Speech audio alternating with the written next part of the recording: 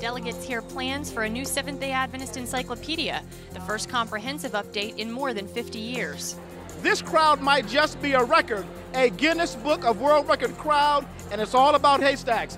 Beans, cheese, salsa, peppers, you name it, they've got it. Sour cream and everything. I'm Jeff Williamson. I'll tell you all about it coming up.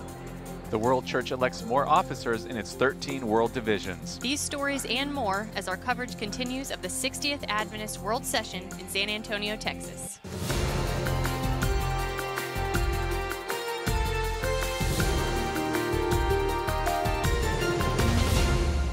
This is ANN, a service of the Seventh-day Adventist Church. It was much quieter today in the Alamo Dome after yesterday's vote on women's ordination, which drew an audience estimated at more than 30,000. In fact, delegates did not meet in a business session this afternoon. Instead, they met with their respective world region delegations to nominate officers for ministry departments. Delegates this morning accepted a report on the creation of a new encyclopedia for the Seventh-day Adventist Church.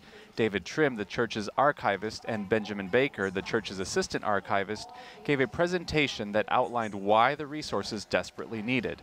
In the report, Trim said the church's first encyclopedia was published in 1966. Since then, the encyclopedia has been revised 2 times, once in 1976 and again in 1996. According to Trim, both updates were seen more as additions rather than revisions. This means the encyclopedia hasn't been thoroughly revised in more than half a century. Since the church has grown tremendously since the 1960s, church leaders recognize the need to have a resource that provides accurate, up-to-date information about the history and mission of the denomination. In April of this year, the church's executive officers approved a budget to create the new encyclopedia. The project will be a 5-year initiative with thousands of scholars from around the world contributing to the encyclopedia. Since people from all parts of the world turn to the internet for their personal research inquiries, in addition to creating a print copy that will be available in the year 2020, an online edition will be created in partnership with the Adventist Review. Leaders hope the website will serve as the authoritative source of information about the Seventh-day Adventist Church. The web edition will be constantly edited and amplified and will negate the need to publish revisions of the encyclopedia in the future. Benjamin Baker, who will serve as the encyclopedia's managing editor, shares how the project will be a worldwide effort from all organizational levels of the church. The Encyclopedia of Seventh-day Adventists is a world church project. The support of every division, union, conference, and mission, every institution, indeed all church members, is essential for this to be a success. Here is what you can do to assist. First, realize that the Encyclopedia of Seventh-day Adventists is your project. Pray for it. Tell your constituents about it. Support it in your institutions, administrations, and churches. The encyclopedia will have a web presence at the end of this year, and articles will be published as early as 2016.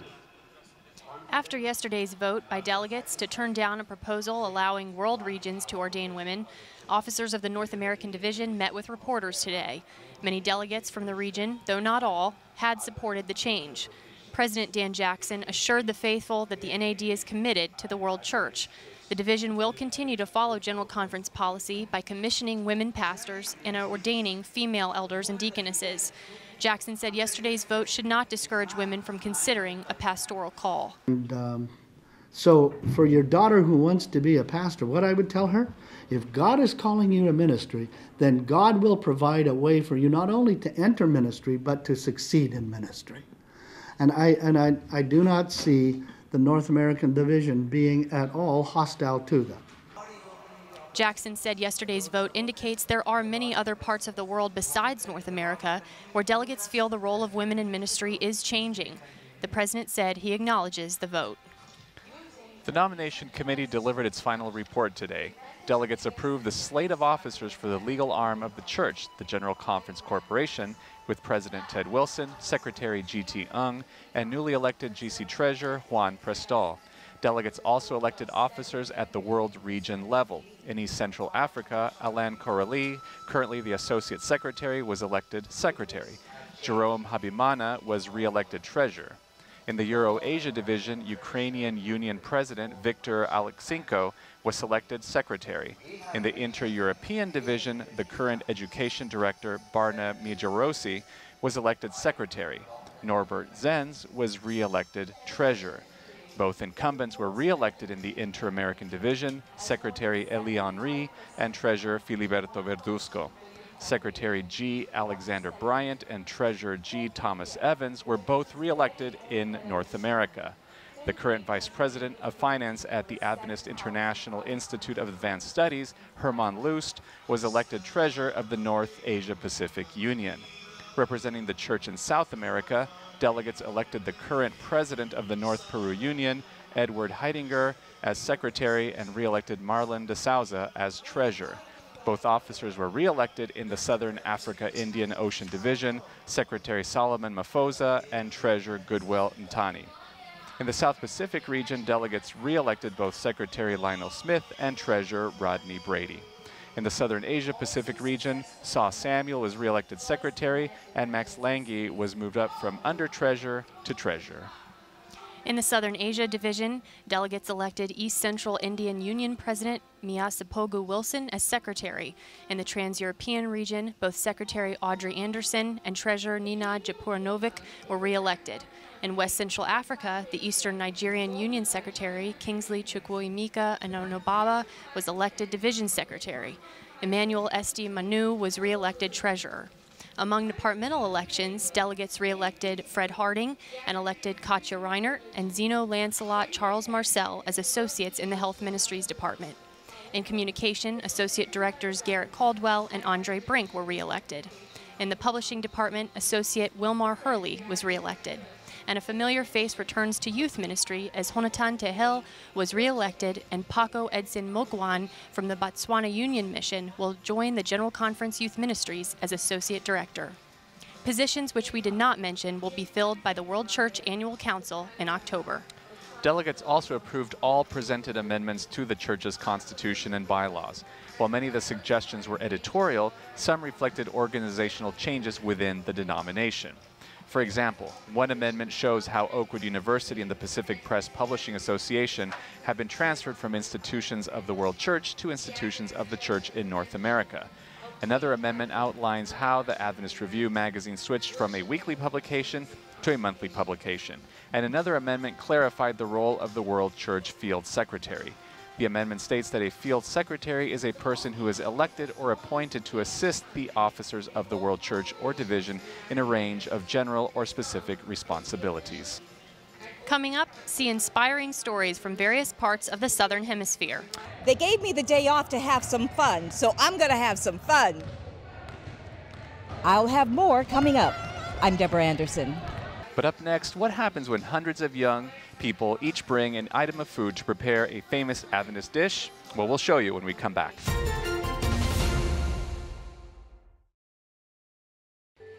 Ich bin Gerald. Ich spreche Deutsch.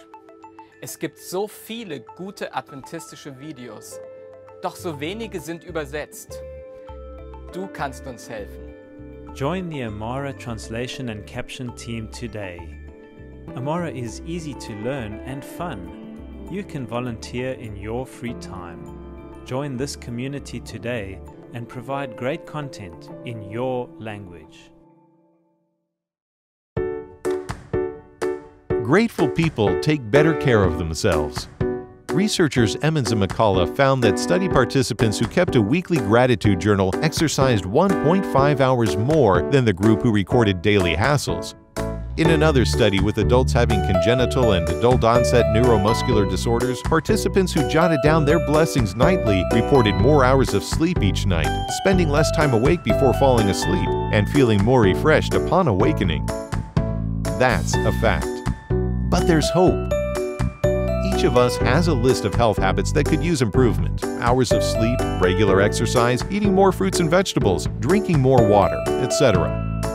This week, enhance your lifestyle change efforts by spending a few quiet moments each day counting your blessings. After all, positive behaviors are driven by a positive attitude.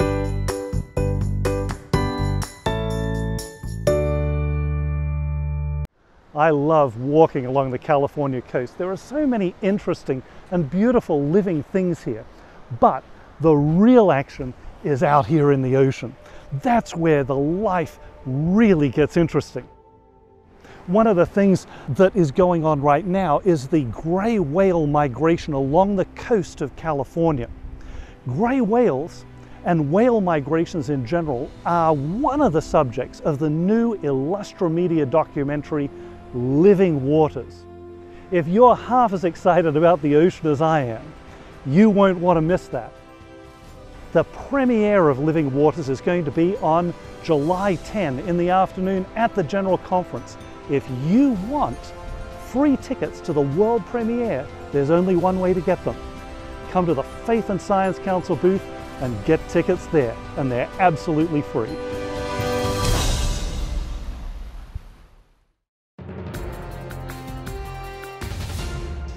The haystack is a well-known meal among North American Adventists, but a group of young people here in San Antonio try to set a world record today by eating their favorite Adventist food. ANN's Jeff Williamson grabbed a fork and headed that way. Look who's at the GC session, the Guinness Book of World Records. Why, you might ask? Haystacks. That's right, haystacks.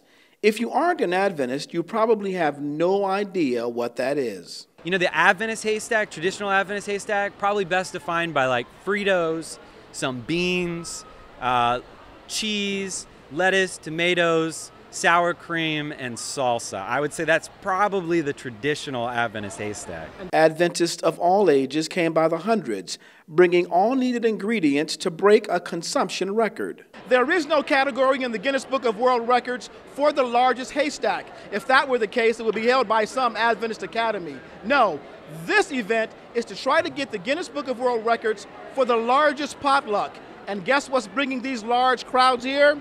You guessed it, haystacks.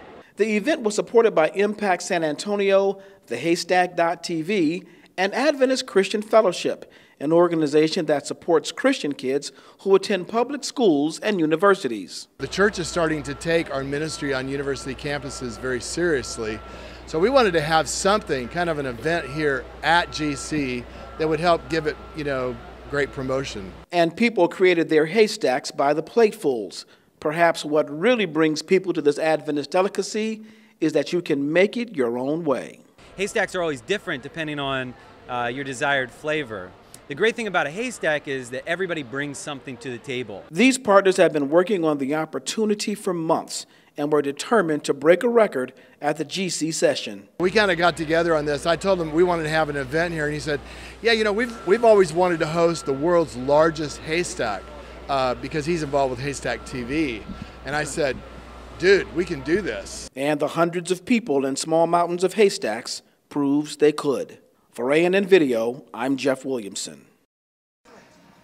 Parents who brought their children to San Antonio are thankful for a church-sponsored day camp that's providing a healthy dose of exercise and trips to local San Antonio attractions. ANN's Deborah Anderson joined the fun. Hundreds of children accompanied their parents to session, but often they're left with nothing to do. To ensure that that wasn't the case this year, the Southwestern Union made some special arrangements for children ages 9 through 17. Union youth leaders have planned 4 days of vigorous activity for some 200 children. Elvis Moody is the Union's Young Adult and Youth Ministries director. He says it has been a great week. The Lord has been kind. We share with our counselors to be very prayerful, be cautious. You're dealing with precious cargo. People's children are gifts from God. So everyone has worked hard.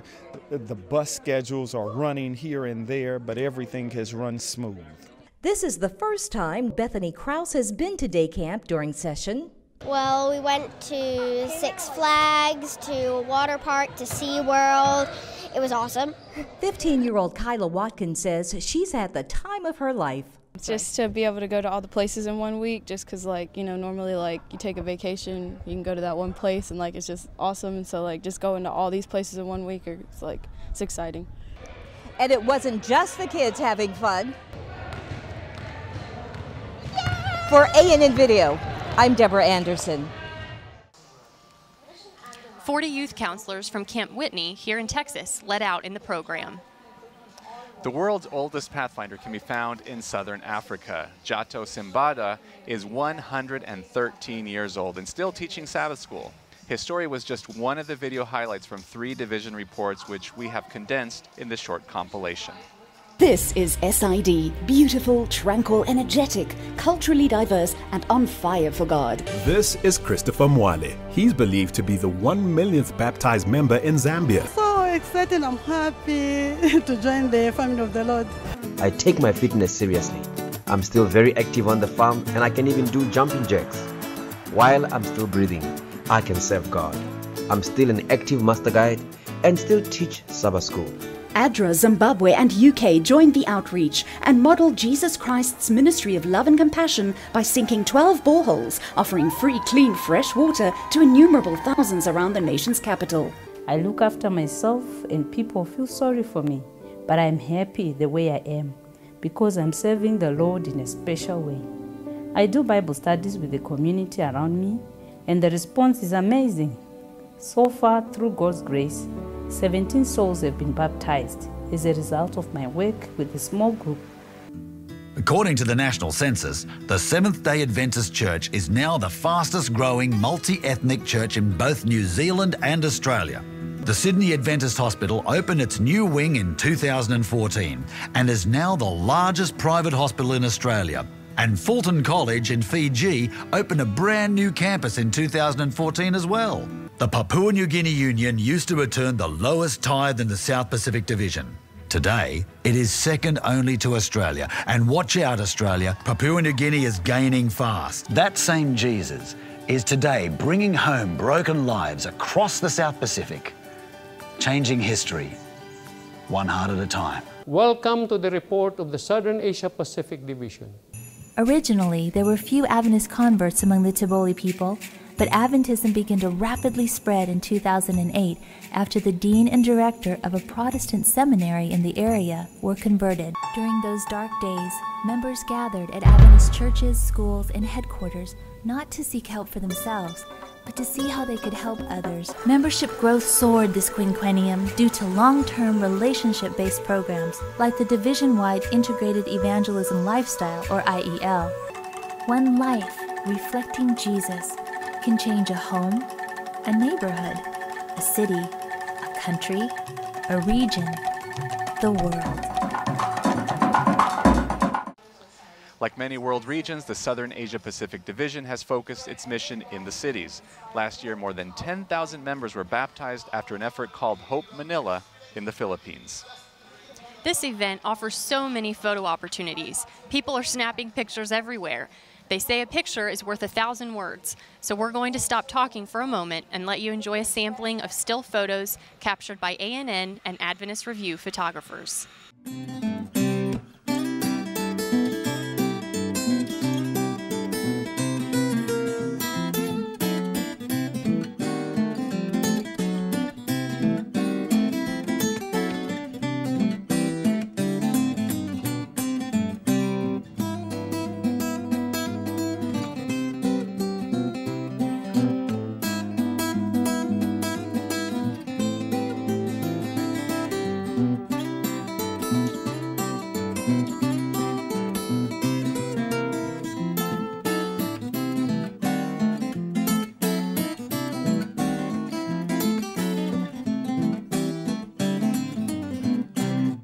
If you're visiting the World Session this weekend, you better double-check your choice of footwear. But coming up, see how a church video producer used a cell phone to document church ministries in the Middle East. Then Esther sent this reply to Mordecai. Go and gather all the Jews who are in Susa together, and pray and fast for me. Do not eat or drink anything for 3 days and nights. I and my maidens will fast as you do. After that, I will go to the king, even though it is against the law. And if I perish, I perish.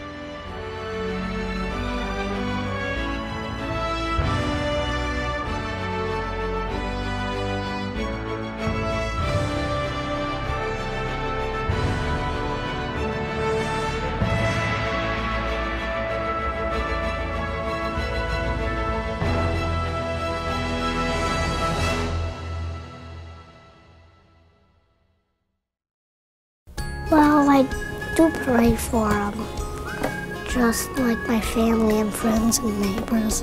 I pray that I will keep on going through my hard weeks of school. I pray for my little brother. Please pray 7 in the morning, 7 in the evening, 7 days a week. As president of a 17 million member global church, I spend a lot of time traveling to visit our worldwide church.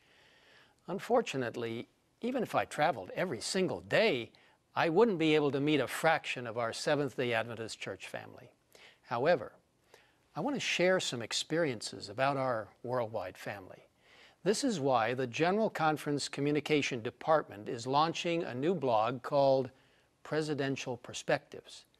Now, this page will be used to share sermons, articles, photos, and videos from the Office of the President. So stop by and get to know us at perspectives.adventist.org. What is it like to be a missionary in a predominantly Muslim country? ANN's Deborah Anderson reports they must work quietly and carefully. The Middle East North Africa Union, MENA, represents 20 countries. Currently, the region has 3,400 Seventh-day Adventists to evangelize to the more than 500 million in countries like Saudi Arabia, Bahrain, Dubai, and Syria. The region's communication director, Chan Min Chung, explains the challenge of trying to reach so many with so few. You should find a one white pin among these black pins. These black pins are non-Adventists. So can you try to find?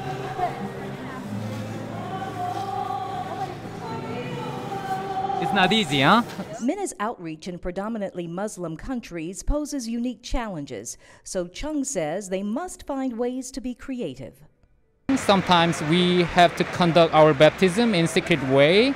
For example, we don't say, oh, let's do baptism. We don't do that. We say that let's have a party, for example. Let's have a baby shower. Lorraine has been a Middle East missionary for more than 18 months. Her method of spreading the gospel is sometimes clandestine and some say sometimes dangerous. It doesn't feel dangerous, but maybe that's partly because I trust that God has brought us here for a reason and He will have His hand over us regardless of the outcome.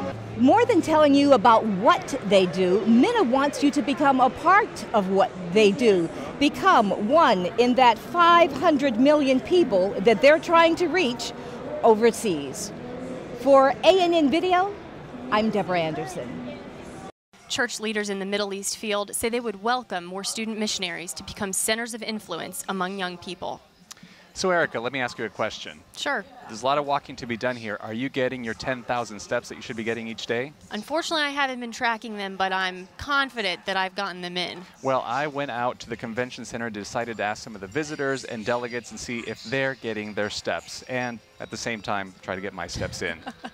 Shoes. Shoes are extremely important in getting around San Antonio. It's a long distance in the heat, like we mentioned before, between the Alamo Dome and the convention center.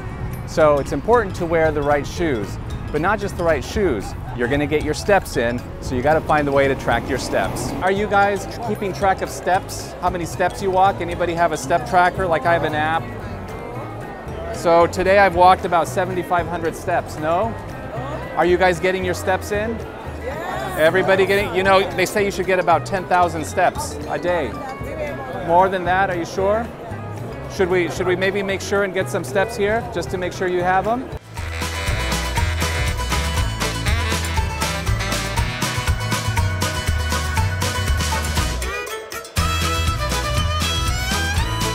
So, you and I are in competition for steps. Oh, yes. I know San, and you're trying to cheat and get some steps right now walking around, aren't you? Yes, very right. Okay, so anyway, I would not try to cheat and go and get steps without you. I won't cheat. This is not cheating. You're walking. You're walking, so that works? Okay, hang on for a second. Just wait right here. Okay. Can you hold this for me? Okay. Hey, where did he go?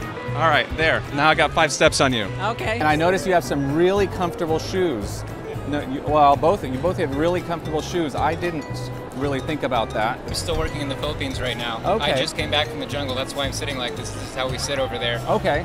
But I'm, So you haven't acclimatized to sitting like, so you see the difference. Yeah. I've been using an app, and I think I've gotten pretty good at it. So you can tell them. I think you have about 75,000 just from what you're telling me. Yeah. So I think you're leading today. Okay. All right, but you're not far behind. 65,000.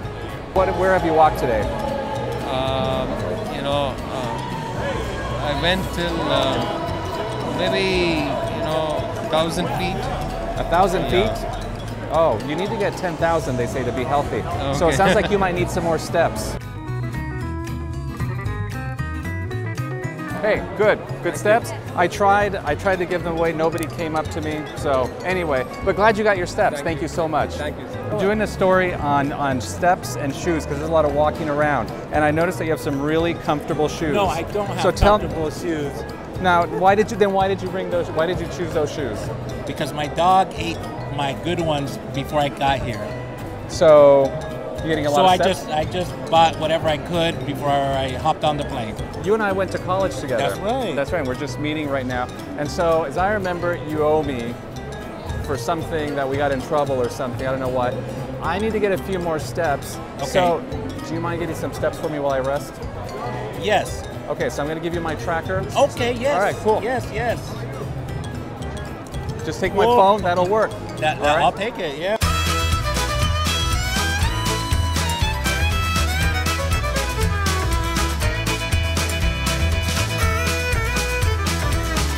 So as you can see, people are using a variety of different shoes. They're using different trackers to track their steps, but everybody's out here walking. So I think it's my turn to go out there and get some more steps.